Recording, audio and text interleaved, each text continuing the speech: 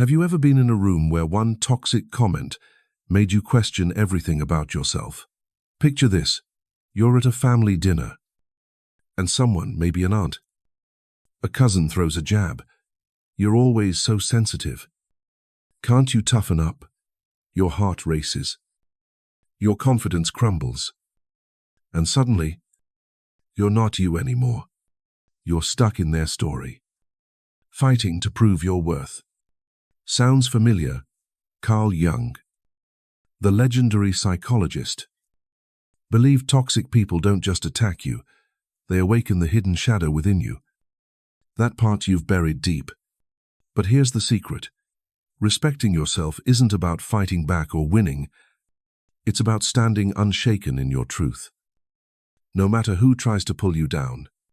In this video, we're diving into 5 powerful principles, inspired by Jung's wisdom, to help you hold your self-respect in the face of toxic people. From real-life stories to practical steps, you'll learn how to stay grounded, set boundaries, and reclaim your inner strength. Stick around until the end for the one principle that'll completely change how you see yourself and those around you. Ready to take back your power? Let's get started. Let's start with a story. Imagine Sarah, a 32-year-old graphic designer in New York. She's in a team meeting, pitching a bold new idea for a client project. She's excited, her voice full of passion.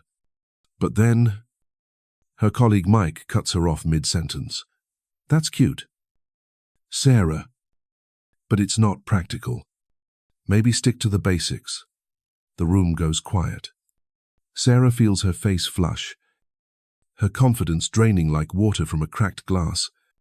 She wants to fire back, to defend her idea. But instead, she shrinks, second-guessing herself. Sound familiar? We've all met someone like Mike, someone whose words or actions make us feel small, unworthy, or unseen. But here's the thing. Toxic people like Mike aren't just attacking you.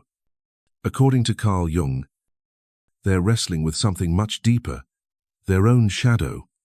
So, what is this shadow? Carl Jung, one of the greatest minds in psychology, described the shadow as the hidden part of your psyche. It's everything you don't want to admit about yourself, your fears, insecurities, anger, or shame. Think of it like the basement of your mind, where you shove all the stuff you don't want guests to see. But here's the catch. The shadow doesn't stay locked away. When you ignore it, it sneaks out, often in ways you don't even notice. For toxic people, their shadow runs the show. They don't act out of malice, at least. Not always. They're acting from pain they haven't faced, wounds they haven't healed. And when they lash out, they're not really seeing you. They're projecting their shadow onto you. Let's break that down. Jung called this projection, when someone takes their own unacknowledged feelings and pins them on someone else. Picture Mike from Sarah's story. When he dismisses her idea with a smirk, he's not just critiquing her work. Deep down, he might be terrified of being outshined, of feeling inadequate himself. His sharp words are a shield, a way to push his own insecurities onto Sarah so he doesn't have to face them. The colleague who always criticizes your work, they might be hiding their fear of failure. The friend who makes snarky comments about your success, they could be wrestling with envy they can't admit. Toxic people don't wake up thinking, I'm going to ruin someone's day. They're often unaware of their own shadows, so they fling them outward, and you become the mirror for their pain.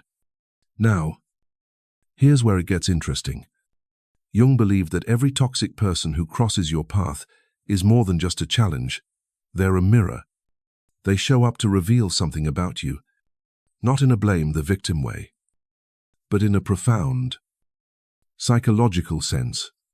When Sarah feels crushed by Mike's comment, it's not just about his words. It's about a part of her, Maybe a fear of not being good enough that his jab touched.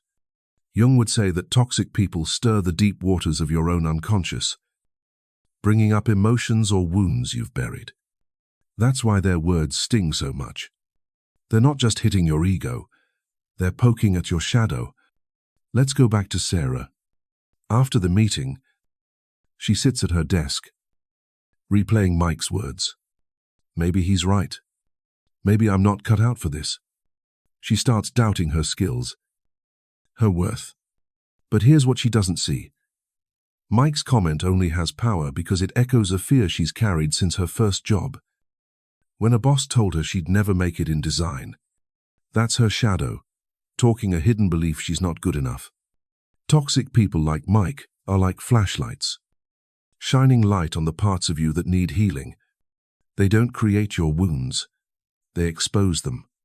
This doesn't mean you should thank toxic people or let them walk all over you. Far from it. Jung never said to tolerate bad behavior. Instead, he urged us to see it for what it is, a psychological dance between two unconscious minds. When you react to a toxic person with anger or self-doubt, you're not just engaging with them, you're engaging with your own shadow. And if you don't recognize that, you get pulled into their game. You argue, you defend, you try to prove yourself, and before you know it, you're not acting like you anymore. You're playing a role in their story. So, how do you break free? The first step is awareness. When you understand that a toxic person's behavior is about their shadow, not your worth, you stop taking it personally. Let's say your sister makes a passive-aggressive comment at Thanksgiving. Oh, you're still chasing that dream job. Good for you. Instead of snapping back, pause and think, what's driving her words?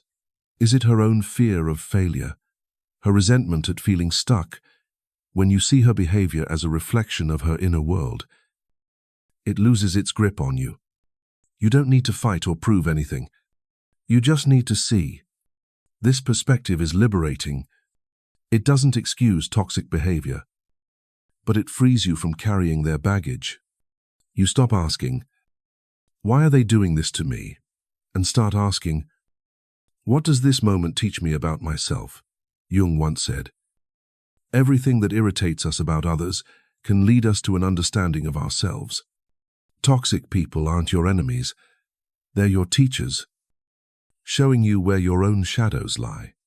The question is, will you let them pull you into their chaos? Or will you use their presence to grow?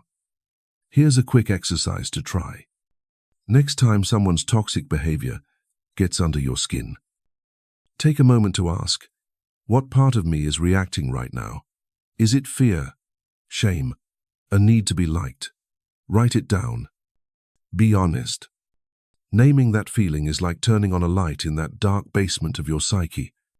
It doesn't make the shadow disappear, but it stops it from controlling you. And that's the first step to self-respect, choosing awareness over reaction. Before we move to the next chapter, let's hear from you. Have you ever had a moment where someone's toxic comment made you doubt yourself? What did it teach you? Drop it in the comments below. It might just help someone else feel less alone. And if this is resonating, hit that like button and subscribe to Jung Psyche Hub for more insights on mastering your mind and reclaiming your power. Let's keep going next. We'll explore how to control those knee-jerk reactions that toxic people love to trigger. Let's dive into a moment we've all experienced. Picture Emily, a 35-year-old marketing manager in Chicago. She's at a family barbecue, catching up with relatives she hasn't seen in months.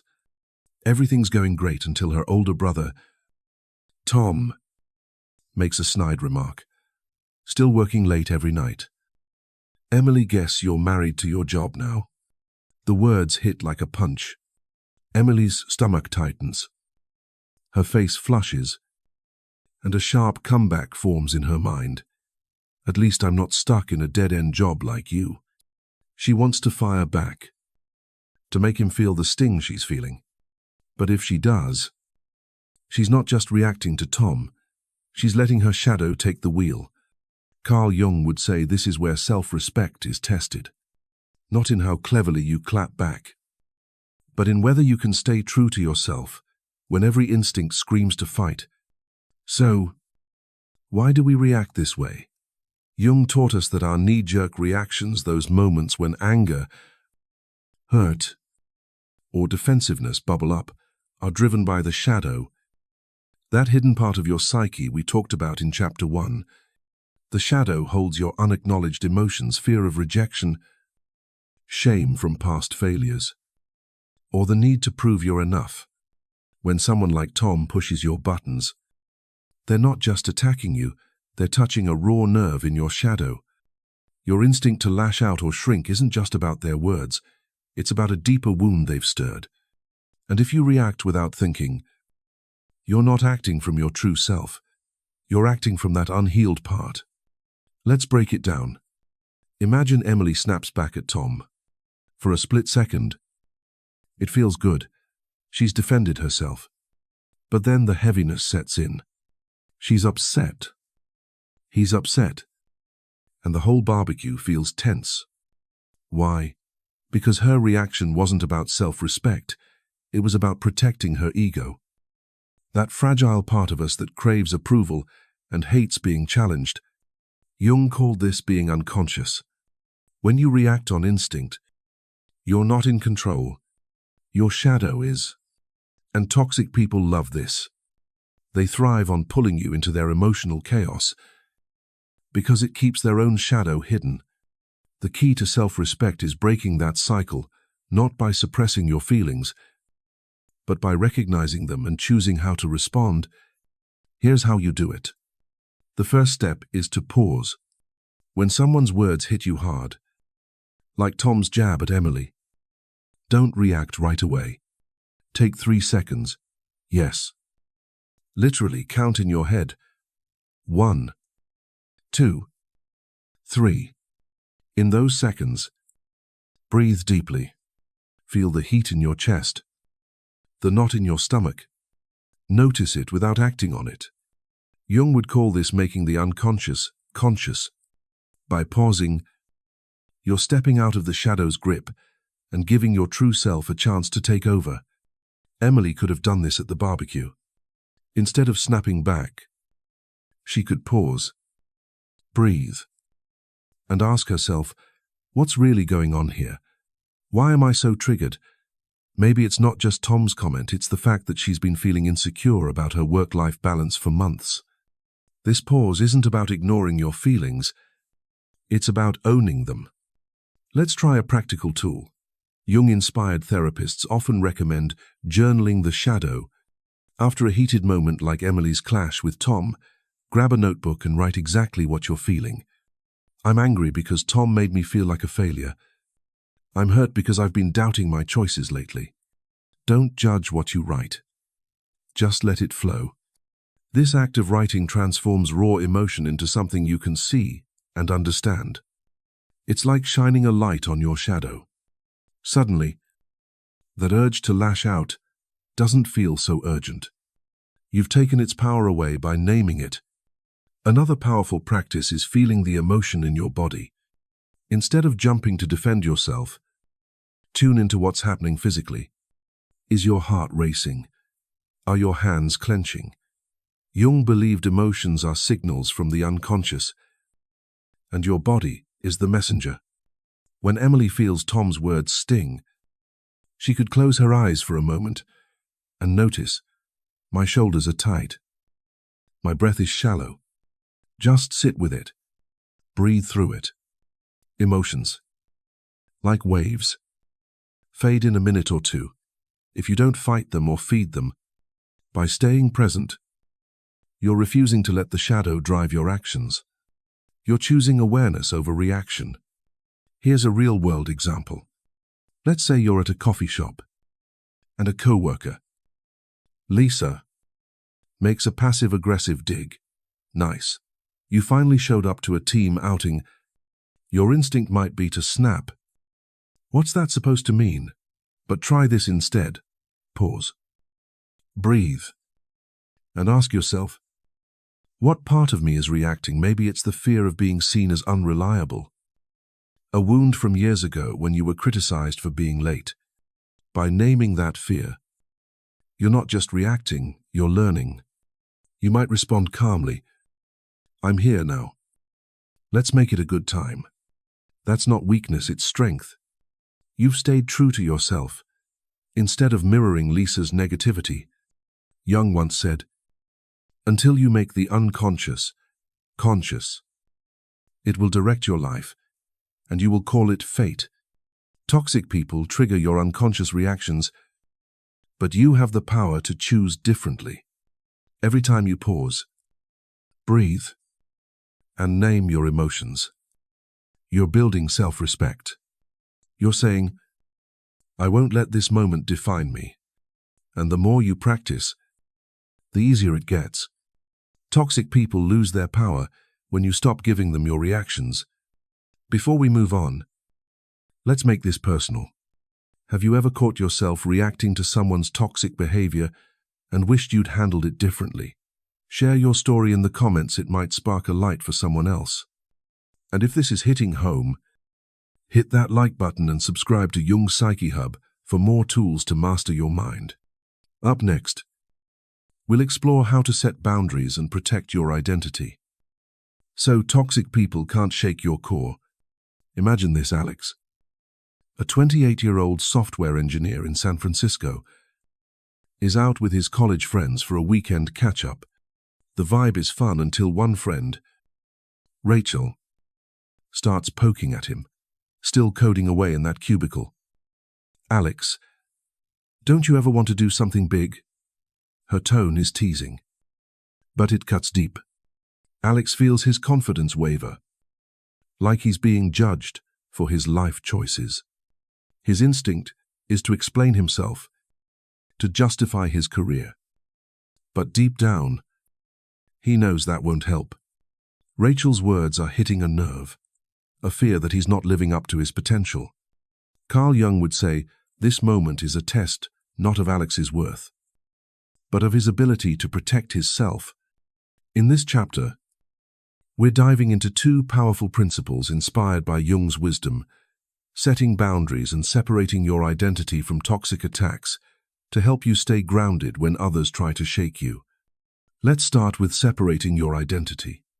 Jung taught that yourself, your true essence, is deeper than your ego, that surface part of you that craves approval or fears criticism. When someone like Rachel makes a jab, they're not attacking yourself, they're targeting your ego, the part that worries about what others think. The problem is, if you let their words sink in, you start believing you are the problem. Maybe I'm not ambitious enough. Alex might think, but here's the truth. You are not how others see you. You are the one who sees. Jung put it beautifully. The self is not only the center but also the whole circumference, which embraces both conscious and unconscious. Your self is vast, unshackable, and untouchable by external judgments unless you let them in. So, how do you keep toxic words from piercing your core? One practice is non-identification, awareness. When Rachel's comment stings, Alex can imagine a glass wall between him and her words. He hears them, but they don't touch his core. They're just sounds, reflections of her inner world, maybe her own insecurity about her career. By seeing her words as her truth, not his, Alex stops absorbing them. Try this next time someone criticizes you. Picture their words as clouds passing by.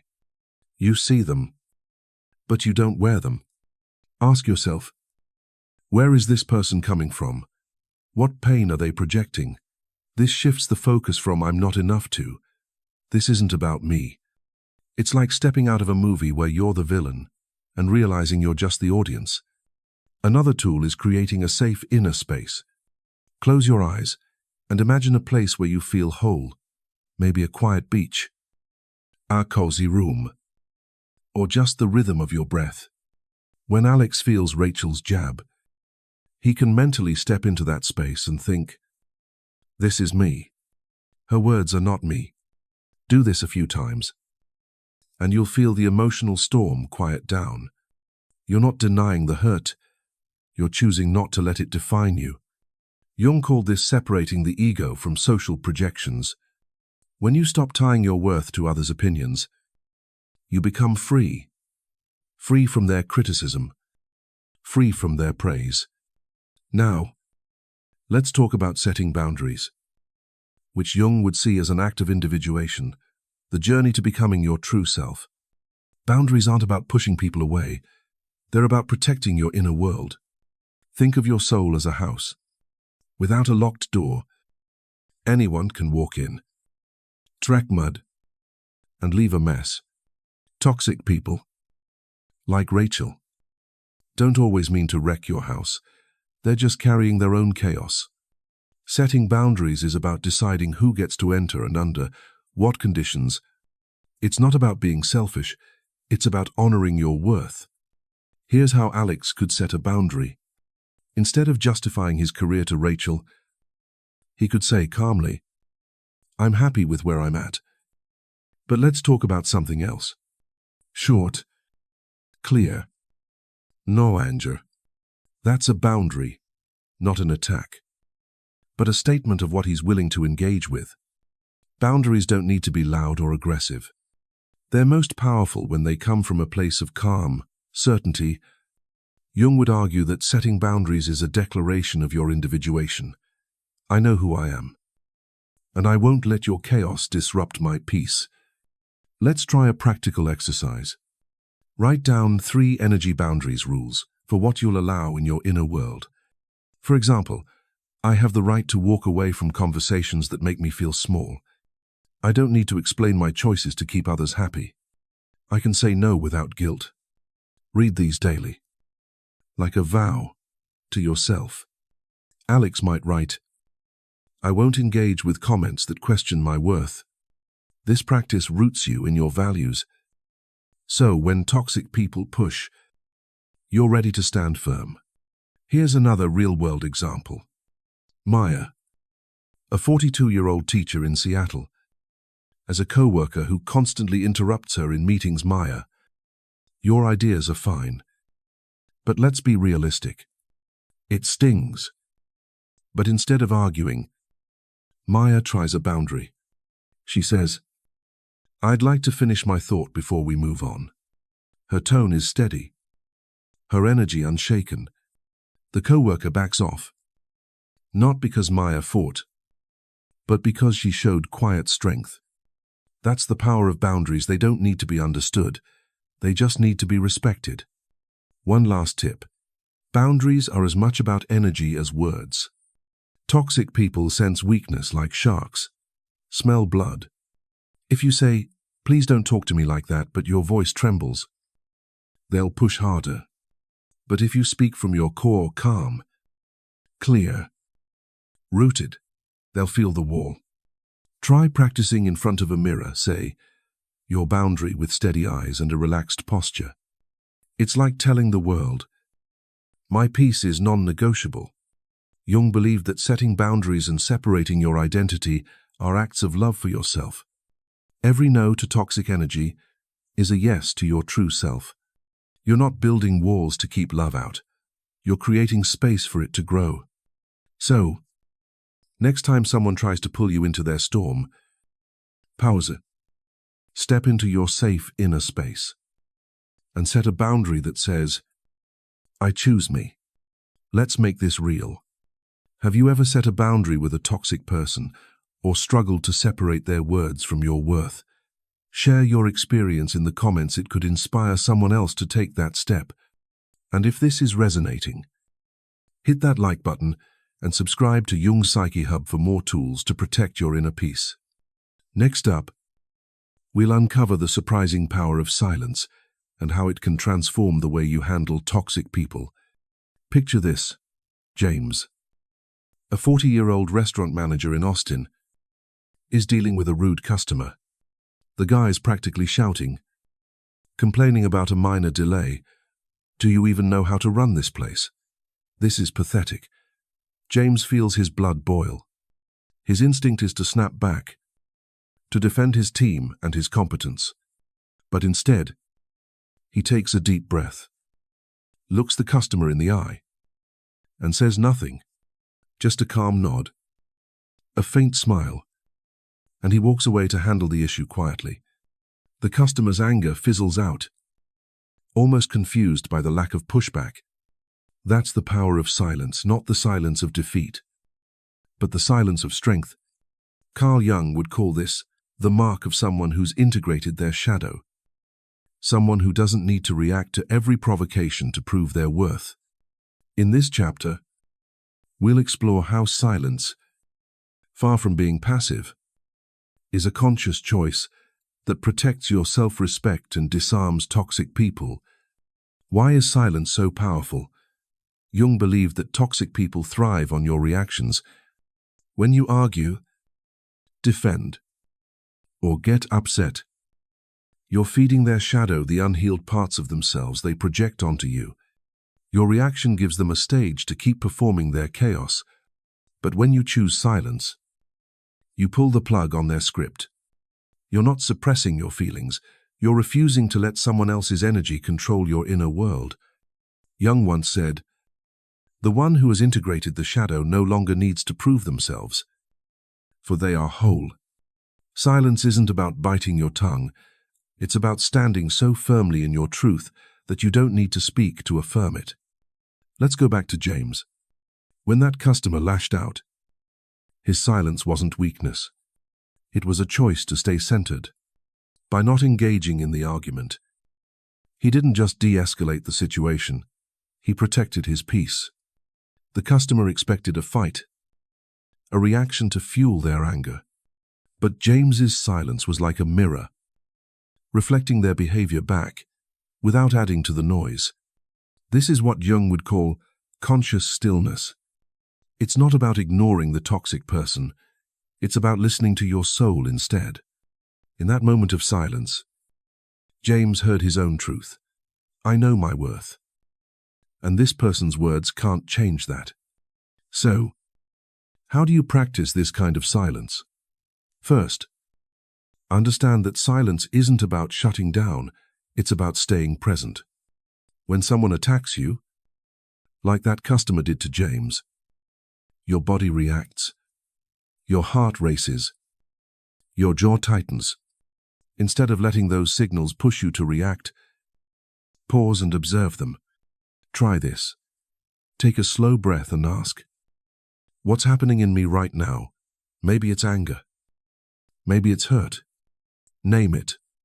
This is anger, not me. By naming the emotion, you're stepping out of its grip. Like watching a storm from inside a house, instead of standing in the rain. Jung called this making the shadow conscious. And it's the key to staying grounded. Here's a practical tool. Active imagination. A technique Jung loved. The next time you're triggered by a toxic person, close your eyes for a moment and picture your shadow as a figure sitting across from you. Maybe it's a younger version of yourself, or a symbol like a dark cloud. Say to it, I see you. I know you're upset, but I'm choosing not to let you speak for me. This isn't woo-woo, it's a way to dialogue with your unconscious. To acknowledge your emotions without letting them take over. James could have done this after the customer's outburst, imagining his anger as a fiery figure and calmly telling it, I'm in charge here. That inner conversation creates a space where silence becomes strength, not suppression. Another example, Maria, a 25-year-old nurse in Miami, deals with a co-worker who constantly undermines her. You're new? Maria. So maybe just listen, instead of suggesting ideas. It stings. But instead of arguing, Maria practices silence. She nods, keeps her face neutral, and focuses on her work. Later, she writes in her journal, I felt belittled, but I chose not to let her words define me. That silence wasn't passive, it was a choice to stay true to herself. Her co-worker, expecting a reaction, had nothing to latch onto, and the tension fizzled out. Silence, in this case, was Maria's way of saying, "Your case doesn't get to disrupt my peace." Here's a key point. Silence doesn't always mean saying nothing. Sometimes it's a single, calm sentence that carries the weight of your truth. For example, if someone's being toxic, you might say, "I hear you, but I'm not engaging in this right now." The power lies in your energy steady, unshaken, rooted in yourself. Toxic people lose their grip when they can't pull you into their emotional tug-of-war.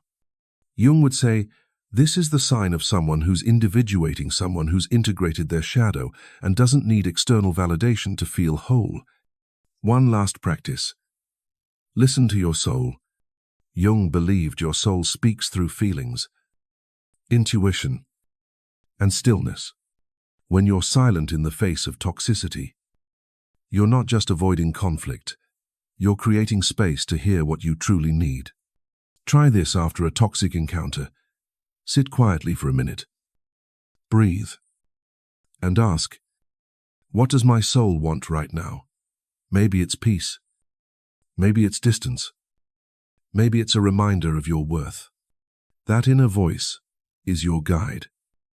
And silence helps you hear it clearly. Silence can feel uncomfortable at first, especially when toxic people push harder because they're not getting the reaction they want. But that's when you know it's working. They need your energy to keep their chaos alive. When you withhold it, you're not just protecting your self-respect, you're reclaiming your power. Jung's wisdom reminds us that true strength isn't loud. It's the quiet certainty of knowing who you are, even when the world screams at you to prove it. Let's make this real. Have you ever used silence to handle a toxic person, or found it hard to stay quiet when provoked?